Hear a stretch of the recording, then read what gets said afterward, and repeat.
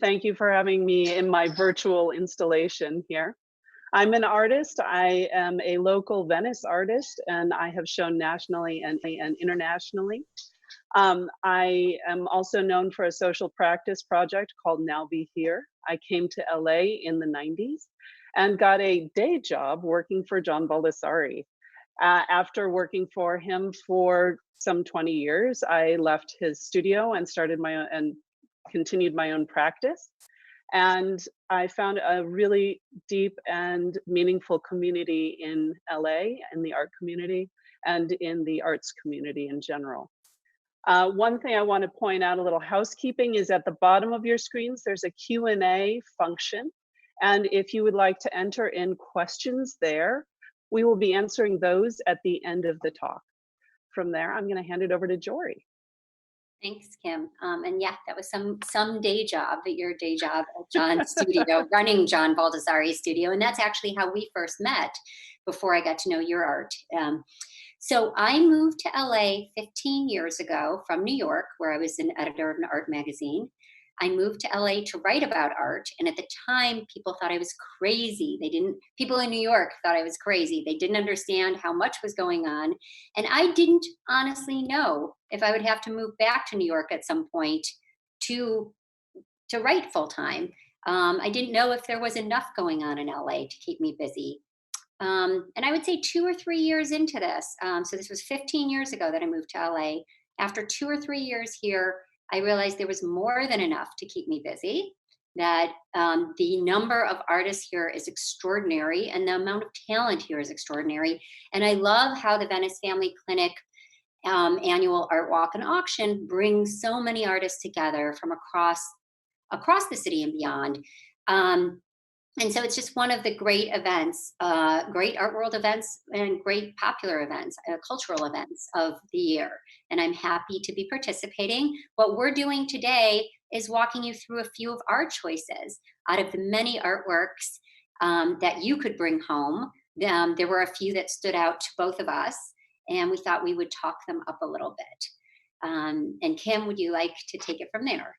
Sure, we're going to start with our first slide, which is Channing Hansen's work, and it's called Night Flight. I'm a big fan of Channing Hansen. I really love his Instagram feed. I have to say, I'm a little bit geeky on his process. My mom was a knitter, so I have a deep understanding of wool and yarn and thread. And what I love about this work is he's basically taking all the rules and throwing them out the window. So like my mom, her focus was like a consistent tight knit. And Channing understands how to knit, and then he takes it to a different level. So there's something it's like a subversive kind of knitting. I mean, you look at those forms and you think about knitting and weaving as based on a grid structure of some sort. And then you look at these forms and they're organic and messy and sloppy and beautiful. To me, it looks like painting too, that you Yeah, get a sense of the kind of drip paintings or pour paintings. I think of Helen Frankenthaler and no, abstract expressionism. and he totally refers to them as abstract paintings. They are paintings to him. That's how he refers to I them. mean, you can see that with his kind of joyous use of color and then the textures that you're referring to.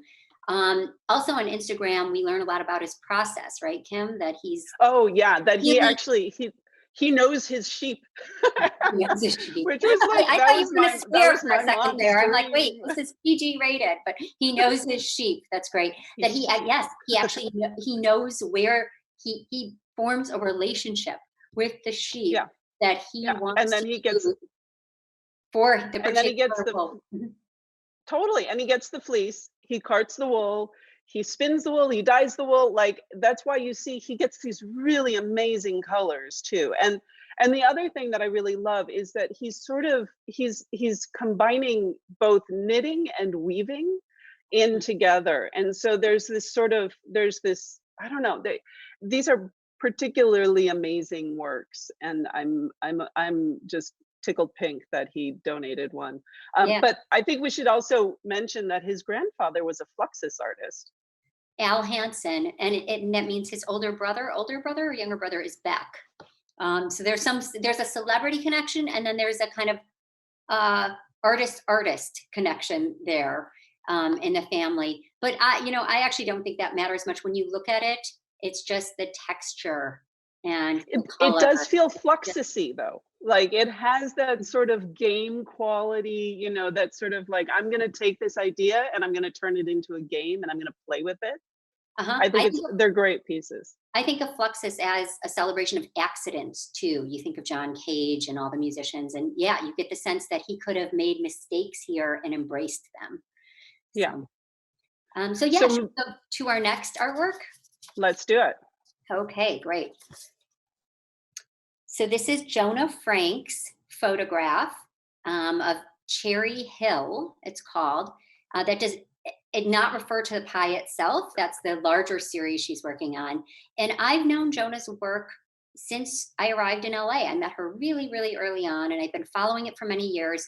Um, and she really does work in series. She'll take us an entire subculture, like high school students, evangelicals, and she'll study them and interview them and talk to them and do an entire series.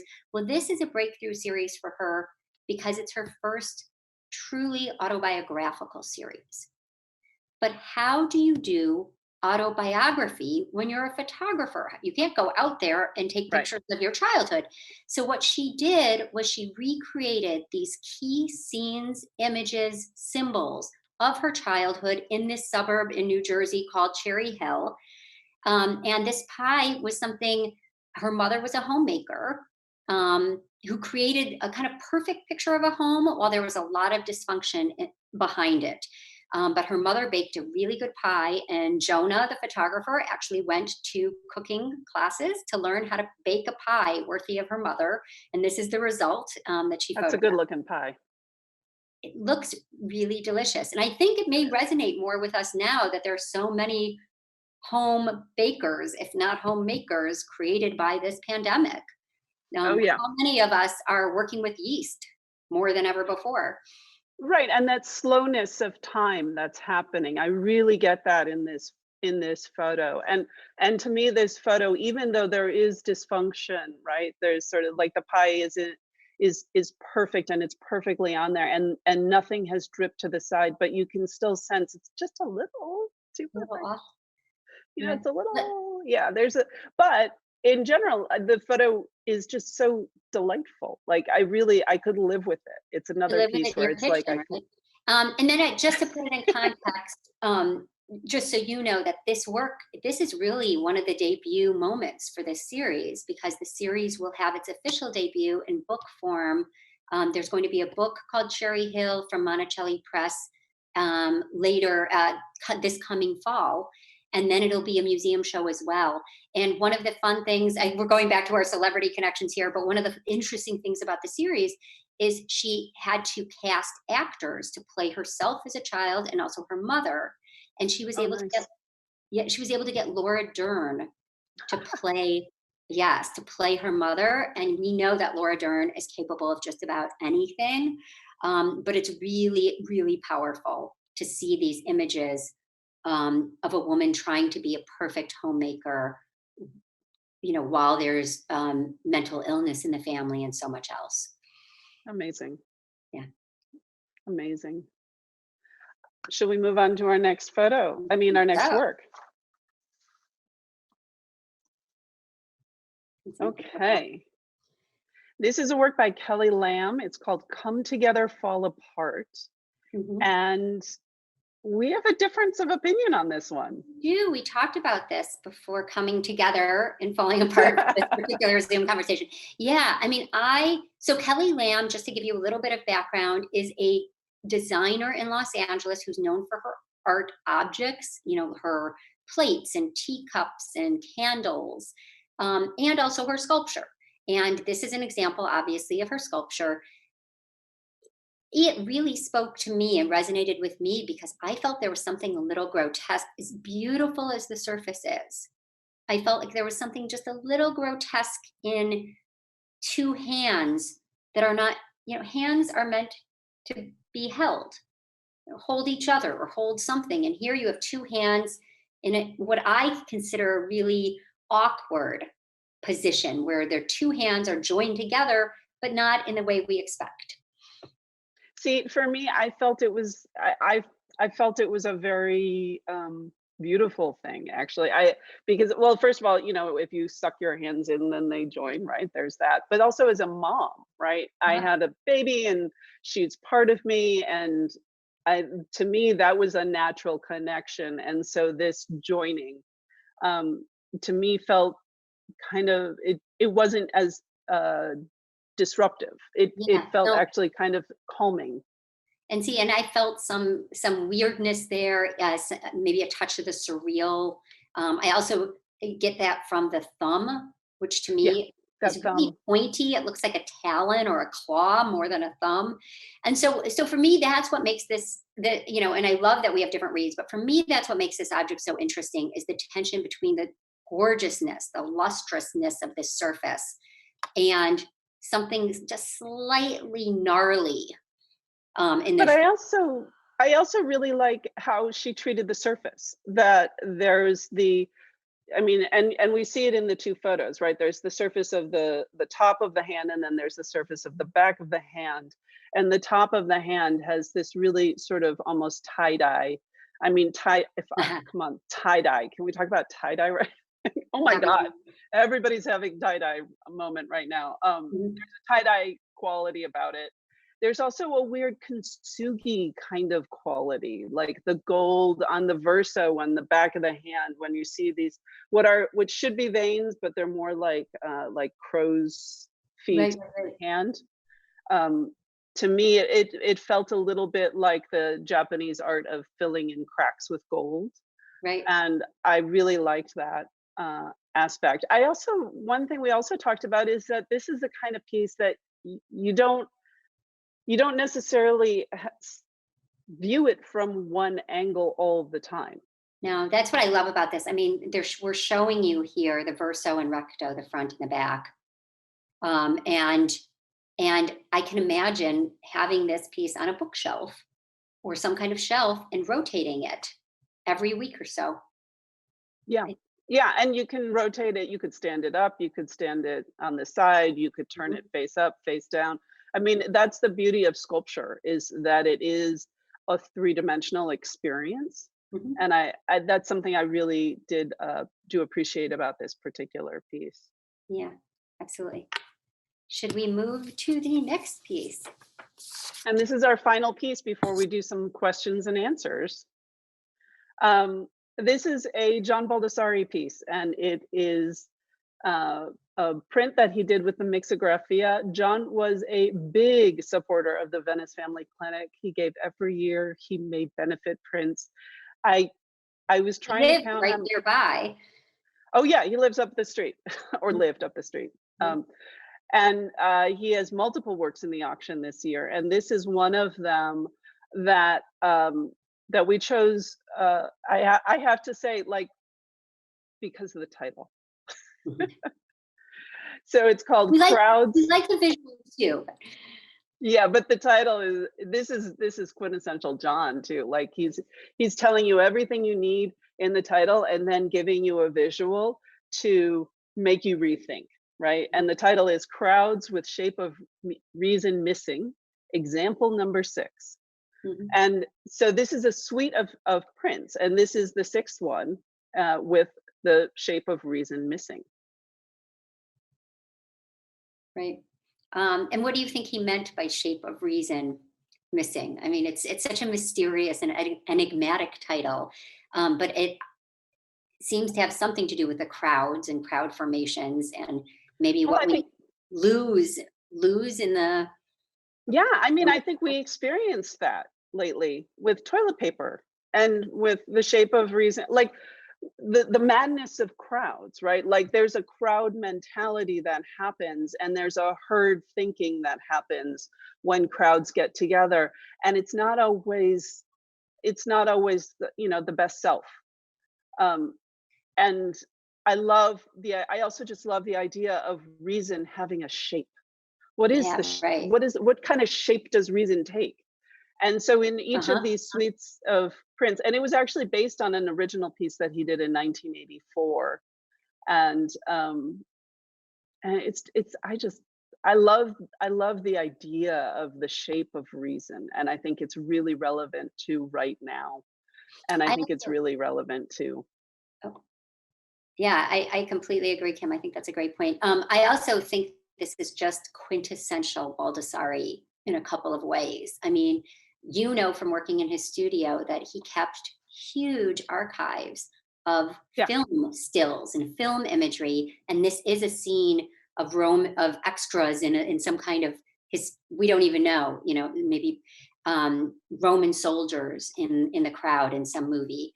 And so one, you have his use of film stills, and then two, you have the way that he did this off starting with stickers. And this isn't a sticker, this is actually an overlay of a piece of a shape, correct, or paper on top, yeah. blocking it out.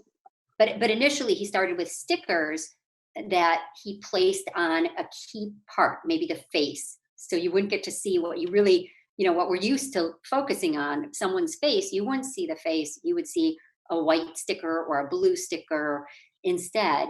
And so you have these two Baldessari techniques here: the use of the film stills, and then the use of um, some blotting, Removing. removing. Yeah, I mean, I had the pleasure and responsibility, the honor of writing his obituary for the New York Times. And I quoted something he said in there that has stayed with me ever since, where he said, "Don't look at things, look at the gap between them." And I feel like that's something he does so well in this print as well. Yeah. Yeah, absolutely. And the other thing about this print, like the what's hard to see on the screen until you see it in person is that Mixographia is a print house that doesn't just make a replication. They actually are a paper masters. They mix their own paper. This all goes into a mold. It's actually shaped. And so the shape of reason is actually raised up a little bit. Right. And so that's a little hard to see here, but I think it's just such a beautiful, subtle difference of like, this is the rest of us. And then reason is here, just a little above. Does I the kind of shape like of that. reason look like a gun to you at all? Ooh, let me Yeah, see. You know, that's that's yeah, a little bit. maybe A a little little bit bit. of a weapon, and you have the spears in the background as well. But on that note, we are going to be inviting you to submit any questions you have through the Q&A function that Kim mentioned. But we just thank you so much for joining us. Yes, Um, thank you. and we'll just entertain questions for a few more minutes before signing off. Yeah, and one thing we do want to acknowledge is we have people coming in from far and wide to support the Venice Family Clinic and the artists and the healthcare workers, and we just want to thank you all so much for doing that. We will start with the first question here. Can you suggest, oops, it just disappeared, hang on. Can you suggest how to create and build an art collection? Examples by what you love, investment pieces, up and coming artists? That's a great question. Jory, you want to start with that one? Sure, I'll take it because I've thought about this and talked about this before. I love the idea of buying what you love, but I tweak it a little. Buy who you love. So it's not just about finding one artwork that speaks to you. Get to know that artist's work. Get to know the body of work before this piece that you like. Get to know what they were doing 10 years ago, and find an artist who you could follow for a while that way. And then buy the one artwork that you fall in love with. But don't base it on that piece alone, because you may be coming to it, you may like the colors, you may like the composition, but isn't it more meaningful in some ways to support an artist than to buy a single piece? And so I feel like that can be the most meaningful form of collecting, even if you don't have a lot of money, um, even if you don't spend a lot of time doing it, but to build some relationships along the way. And that's a beautiful thing, especially right now when a lot of artists and art workers are hurting. I mean, a Right. lot of people have been laid off and a lot of people, gigs have been canceled, exhibitions are on indefinite hold. So that's a really important point. Thank you for making that, Jory. Welcome. And I mean, my take is buy like get fanatic about it. Just buy what you love and build your collection off of what you love, and it will come forward from that. Um, and And there's no shortage of places where you can educate yourself these days. I mean, there is an a Zoom chat happening every hour of every day nowadays. You can plug in and yes, you can get to or you know can do the all the old-fashioned thing artists. and subscribe to a magazine or the New York Times or wherever and start reading and thinking about art more. Moving on to the next question. Can you suggest how to create a, oh wait, no, we already did that one. Can you speak about collecting different mediums? Examples, ceramics seem to be very popular right now. And we had an example of ceramics, right? Just one. Well, we had an example of a print, ceramics, Uh-huh. woven work, and a photograph. So, There are people who really focus. There's a whole group of photography only or photography mainly collectors out there. Um, I think that makes sense too, depending on your personality type. That if you're really interested in the process or technique, if you have a background with textiles, wouldn't it be interesting for that to be one of your windows, if not your main window into collecting? And it's focus on works that have a kind of textile component. You have that knowledge to bring to it, or conversely, just if you have a curiosity about something, I do think I just think that art, like life, is one of those things where, like, the deeper you go, the more rewarding it is. So if you have always really wanted to learn how to, like, throw a pot, and you're throwing pots while you're looking at ceramics and how artists today are using ceramics, I think that kind of broadens your view. um, yeah, I totally agree, and I think that one of the nice things about having a collection is that it's stuff you get to live with and stuff that you get to look at, and different, from an artist standpoint and a sort of like archivist kind of standpoint, different mediums have different responsibilities. So, ceramics, it's a very easy, don't break it is rule number one, but they're relatively easy to maintain, right? You just need a soft cloth, you can dust it, and that's that.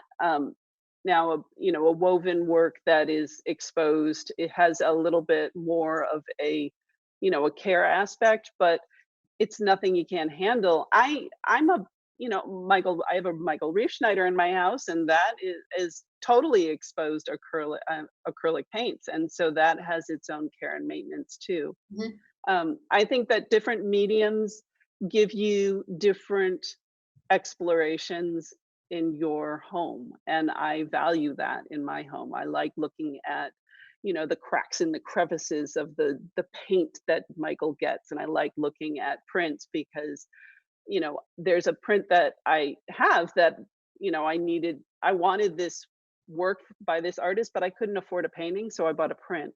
And that's actually something that prints do is, it's a less expensive way to collect an artist and still have something that you really enjoy in your home. Um, Moving on to the next question, and it's pointed towards me. Kim, can you please talk more about what drew you to Kelly Lamb's work? I can see how you both be drawn to Baldessari and Hansen's work, but because of your own practice. And then it ends with, what is your opinion of Hero by Baldessari? Um, well, that's a great piece. And that's a donation. That was a print that he actually made for the Venice Family Clinic. And I don't know if we have an image of that we can throw up, um, that was a really sweet piece that he made, and it was specific for healthcare workers of calling them out as heroes. And I think that's really relevant to right now because we're doing that a lot. Like there's a lot of nightly celebrations for our healthcare workers. Um, and to answer you back to Kelly Lamb's work, I like it because it's just it's just a really nice piece. Like it to me, the two hands together makes total sense, and then it's kind of awkward and surreal at the same time. I love her use of color. I think that's something that we didn't really touch on was the color aspect, that she's really a master of color and composition. Um, and Jory, do you have anything else to add? No, I think that gets at it. I just it's such a beautiful piece. It has a real presence to it, and kind of mysterious. I feel like there's a spiritual. It's almost like an amulet. We Yeah. were talking Oh before. yeah. What is she holding? It seems We like don't know what she's the holding. hand is holding something small. It looks like a little stone, maybe, or an amulet or something. But again, it lends. It made me think of this entire sculpture as an amulet. That there's something. It's small. It's beautiful. It's magical. Yeah. And with that, that's our final questions. Wonderful. Um, Well, so thank you all again so much for coming. It has been an amazing experience, and I think Jory will let you take it out.